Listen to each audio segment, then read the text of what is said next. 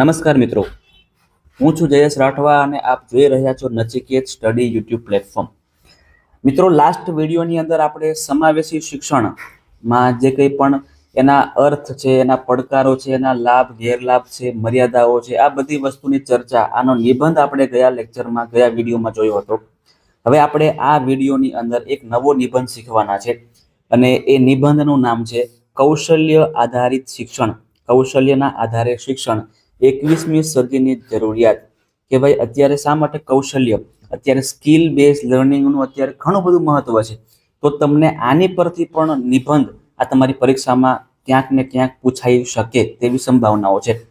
તો આ કૌશલ્યના આધારિત શિક્ષણ કેમ જરૂરિયાત છે, એને કેવી રીતે મેળવવું જોઈએ, એના કયા કયા ફાયદાઓ છે, ભૂતકાળમાં એની એટલી જરૂર નથી પણ અત્યારે આની એટલી બધી જરૂર કેમ છે, તો આ બધી વસ્તુની ચર્ચા આપણે આ નિબંધની અંદર કરીએ છીએ. ચાલો શરૂઆત કરી દઈએ છીએ આપણે. કૌશલ્ય આધારિત શિક્ષણ કેમ, શા માટે અત્યારે આ જમાનામાં ખૂબ જ જરૂરી છે. તો શિક્ષણનું સાચું ધ્યેય માત્ર જ્ઞાન મેળવવાનું નથી, પરંતુ જ્ઞાનનો યોગ્ય ઉપયોગ કરવાની ક્ષમતા વિકસાવવાનું છે. એકદમ બરાબર છે. 21મી સદીમાં વિશ્વ ઝડપથી બદલાઈ રહ્યું છે. ટેકનોલોજી, કૃત્રિમ બુદ્ધિમત્તા એટલે કે AI, ઓટોમેશન અને વૈશ્વિકરણને કારણે રોજગારનું સ્વરૂપ બદલાઈ રહ્યું છે. આવી પરિસ્થિતિમાં માત્ર પુસ્તકીય જ્ઞાન પૂરતું નથી. વિદ્યાર્થીઓમાં જ્ઞાનની સાથે સમસ્યા ઉકેલવાની ક્ષમતા, સર્જનાત્મકતા, સંવાદ કૌશલ્ય, સહકાર, નિર્ણય શક્તિ અને વ્યવહારુ કૌશલ્ય વિકસાવવાની જરૂર છે. તેથી કૌશલ્ય આધારિત શિક્ષણ આજના સમયની મહત્વપૂર્ણ જરૂરિયાત બની ચૂક્યું છે. ત્યાર પછીના ફકરાની અંદર કૌશલ્ય આધારિત શિક્ષણ એટલે એવું શિક્ષણ કે જેમાં વિદ્યાર્થી માત્ર માહિતી કે તથ્યો યાદ ન કરે, પરંતુ પ્રાપ્ત જ્ઞાનનો વ્યવહારુ જીવનમાં ઉપયોગ કરી શકે તેવી ક્ષમતા વિકસાવે. તેમાં શું જાણવું, સાથે કેવી રીતે કરવું અને ક્યાં ઉપયોગ કરવો એના પર ભાર મૂકવામાં આવે છે. આ શિક્ષણમાં પ્રયોગ, પ્રવૃત્તિ, પ્રોજેક્ટ, સમસ્યા ઉકેલ, ચર્ચા, સહકાર અને અનુભવ દ્વારા શીખવા જેવી પદ્ધતિઓનો ઉપયોગ થાય છે. આજના સમયમાં રોજગાર ક્ષેત્રમાં પ્રમાણપત્ર કરતા કાર્યક્ષમતા અને વ્યવહારુ કૌશલ્યને પણ મહત્વ આપવામાં આવે છે. વિદ્યાર્થીઓને ભવિષ્યના પડકારો માટે તૈયાર કરવા માટે critical thinking, communication, creativity, collaboration અને પ્રોબ્લેમ સોલ્વિંગ જેવા કૌશલ્યો શીખવા જરૂરી છે. કૌશલ્ય આધારિત શિક્ષણ વિદ્યાર્થીઓને આત્મનિર્ભર બનાવે છે અને શિક્ષણને વાસ્તવિક જીવન સાથે જોડે છે. ત્યાર પછી કૌશલ્ય આધારિત શિક્ષણથી વિદ્યાર્થીઓમાં વ્યવહારુ જ્ઞાન અને આત્મવિશ્વાસનો વિકાસ થાય છે. તેઓ સમસ્યાનું વિશ્લેષણ કરીને યોગ્ય ઉકેલ શોધતા શીખે છે. સર્જનાત્મકતા, તર્ક શક્તિ, નિર્ણય શક્તિ અને સંવાદ કૌશલ્યમાં વધારો થાય છે. વિદ્યાર્થીઓમાં ટીમવર્ક અને નેતૃત્વ જેવા ગુણો વિકસે છે. શિક્ષણ વધુ રસપ્રદ અને જીવનલક્ષી બને છે. આ પ્રકારનું શિક્ષણ વિદ્યાર્થીઓને ઉચ્ચ શિક્ષણ, રોજગાર અને ઉદ્યોગ સાહસિકતા માટે પણ તૈયાર કરે છે. ત્યાર પછી કૌશલ્ય આધારિત શિક્ષણના અનેક લાભો હોવા છતાં કેટલીક મર્યાદાઓ પણ છે.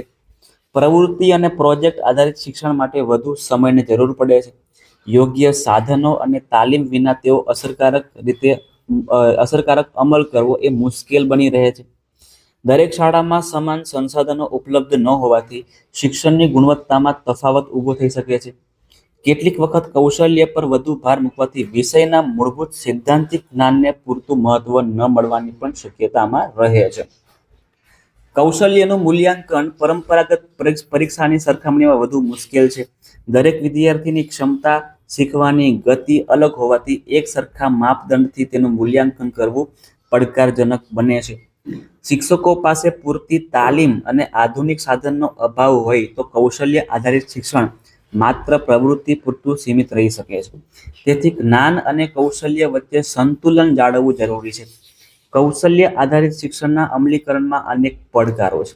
શાળાઓમાં પૂરતી લેબોરેટરી, ડિજિટલ સાધનો, અન્ય શૈક્ષણિક સંસાધનોનો અભાવ, શિક્ષકોને અપૂરતી તાલીમ, મોટા વર્ગખંડ, મર્યાદિત સમય અને પરંપરાગત પરીક્ષા પદ્ધતિ જેવા પડકારો છે.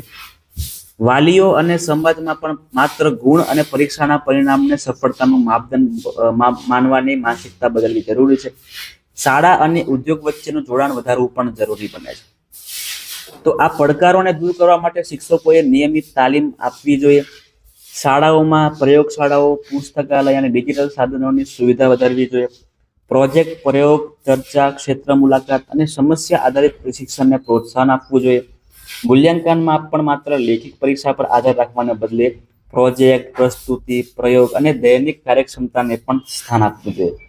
શિક્ષણને સ્થાનિક જીવન અને રોજગારલક્ષી કૌશલ્ય સાથે જોડવું જોઈએ. કૌશલ્ય આધારિત શિક્ષણ 21મી સદીના બદલાતા યુગમાં વિદ્યાર્થીઓને જ્ઞાનવાનની સાથે કાર્યક્ષમ, આત્મવિશ્વાસુ અને આત્મનિર્ભર બનાવવાનું શક્તિશાળી માધ્યમ છે. શિક્ષણનું અંતિમ લક્ષ્ય માત્ર સારા ગુણ મેળવવાનું નહીં, પરંતુ જીવનની સમસ્યાઓનો સામનો કરવાની ક્ષમતા વિકસાવવાનું હોવું જોઈએ. તેથી જ્ઞાન, મૂલ્યો અને કૌશલ્યનું સંયોજન કરીને શિક્ષણ આપવામાં આવે તો આપણે ભવિષ્ય માટે સક્ષમ અને જવાબદાર નાગરિકોનું નિર્માણ કરી શકીશું. સાચા અર્થમાં કૌશલ્યસભર વિદ્યાર્થી આત્મનિર્ભર ભારતનો આધારસ્તંભ બની શકે છે. તો આ નિબંધ છે મિત્રો, કૌશલ્ય આધારિત શિક્ષણ શા માટે અત્યારના જમાનામાં એટલે કે 21મી સદીમાં જરૂરી છે. તો તમને આ નિબંધ કેવો લાગ્યો એ મને ખાસ કમેન્ટમાં જણાવજો. તમે તમારી રીતે પણ આમાં કેટલાક શબ્દો અને વાક્યો ઉમેરી શકો છો, કેટલાક મુદ્દા તમે તમારી રીતે પણ અહીંયા ઉમેરી શકો છો. આ માત્ર ને માત્ર તમે એક્ઝામ્પલ સમજો કે તમારે કેવી રીતે પરીક્ષામાં નિબંધને લખવાના છે, બસ બીજું કંઈ છે નહીં. તો આવા મિત્રો બીજા વિડીયો જોવા માટે ખાસ, જો તમે ચેનલ પર નવા આવ્યા હોય તો ચેનલને સબસ્ક્રાઇબ કરી નાખજો. તમારા મિત્રો સુધી આ વિડીયોને શેર કરી દેજો. અને જો તમે વિડીયોને પહેલી વાર જોઈ રહ્યા છો અને તમને મજા આવી, તમને કંઈક ગમ્યું, તો વિડીયોને સાહેબ લાઈક પણ કરી દેજો. મળીએ છે ફરીથી નેક્સ્ટ નિબંધની અંદર. ત્યાં સુધી બધાને જય હિન્દ.